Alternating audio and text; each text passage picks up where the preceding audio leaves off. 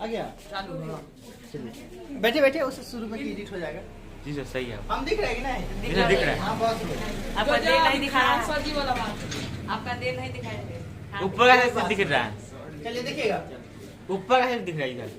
नहीं दिख रहा है। कोई बात नहीं कोई बात नहीं। आप लोग को पढ़ा रहे हैं वो दिखना चाहिए, बात खत्म। अरे मुंह देख के आदमी खुद आता है फॉलो करने, पढ़ाई देख के आएगा। देखो आपका दिल दिख रहा है। हाँ?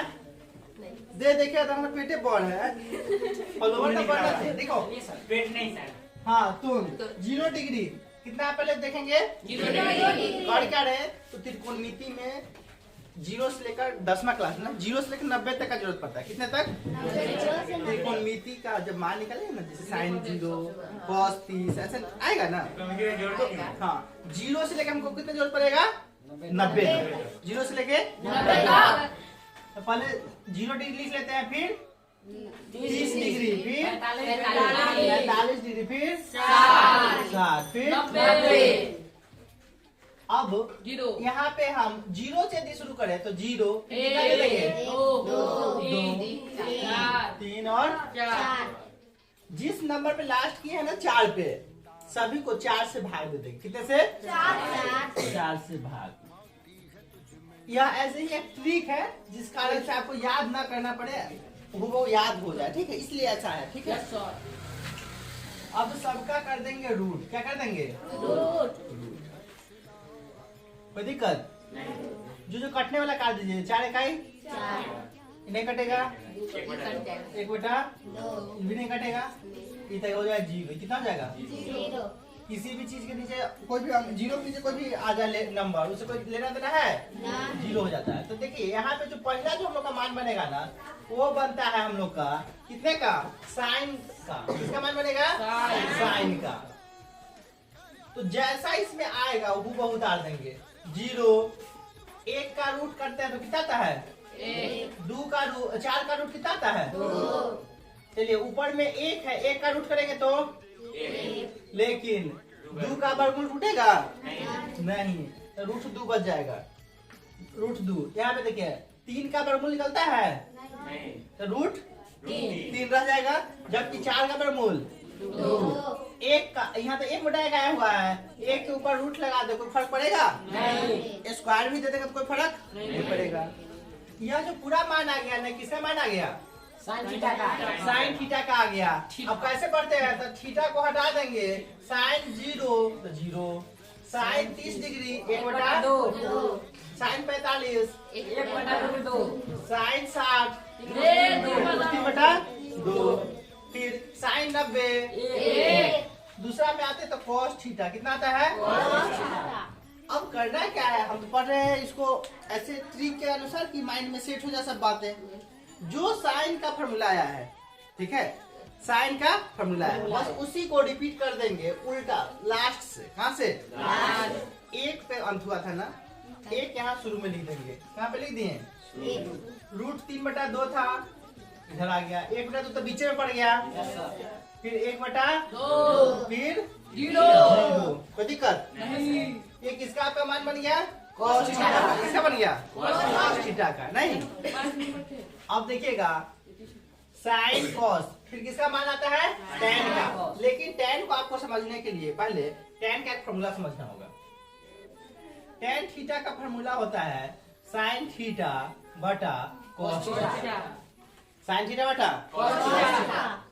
अब साइन थीटा, अब जिसके सामने लिखना होगा उसी में साइन का मान उतने बटा cos का मान लिखाएगा।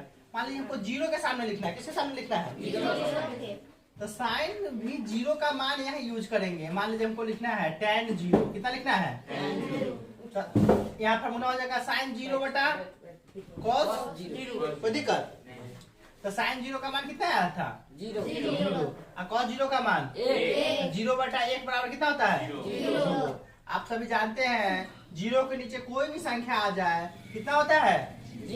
0 होगा। फिर देखना है हमको, अब tan 30 का लिखना है ना, किसका लिखना है? tan 30। तो यहाँ पे भी हो जाएगा 30, यहाँ पे भी हो जाएगा 30, यहाँ पे भी हो जाएगा 30। पता है tan 30 का मान कितना होता है? नहीं बोलते हैं। साइन 30 का मान 1 बटा 2 कितना होता है?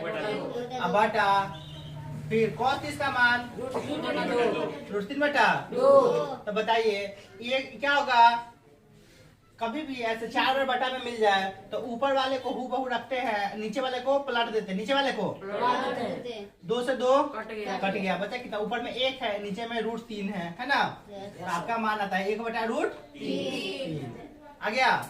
फिर sin 45 का मान, तो देखिए यहाँ भी कितना हो जाएगा, नहीं बोलते हैं, यहाँ पे भी 45 कितना हो गया, यहाँ पे भी 45 डिग्री नहीं, तो 45 का मान बताइए कितना होता है, 1/√2। अब फिर cos 45 का भी 2 चीज बटा में आ गया ना, पलट देंगे इसको, ऊपर वाले को जैसे का तैसा रखेंगे, √2 कैसे कितना गया आंसर, तो यहाँ पे सीधे भर देंगे, कोई दिक्कत नहीं। अब आता है बारी किसका, sin 60 बटा कितना, cos 60। जिसका मान लिखेंगे tan में ना, वही sin का भी चलेगा cos का भी चलेगा, कोई दिक्कत, क्योंकि फॉर्मूला होता है sin बटा cos। तो जितना डिग्री का आपको चाहिए sin tan का, उतना ही sin उतना ही cos लिखेंगे, कोई दिक्कत। अब देखिए मेरे पास आया मान कितना, sin 60 कितना है, √3/2, cos 60 4 बार आ गया, तो फिर पलट दीजिए, 2 से 2 बराबर 1/√3/1। ध्यान रखिएगा एक जो है ना हर के रूप में लिखना जरूरत नहीं मनाता है, क्योंकि एक सभी के नीचे ऑलरेडी होता ही होता है। जैसे हर के रूप में एक यदि कहीं आए, किसके रूप में, हर के रूप में, तो उसे एक लिखे या ना लिखे फर्क नहीं पड़ता। अंश के रूप में आएगा तो लिखना है, हर के रूप में आएगा तो उसको हाँ लिख भी सकते हैं, नहीं भी लिख सकते तो उसको कोई लेना देना नहीं है। यहाँ पे √3 सीधे बच गया, कितना बच गया, √3।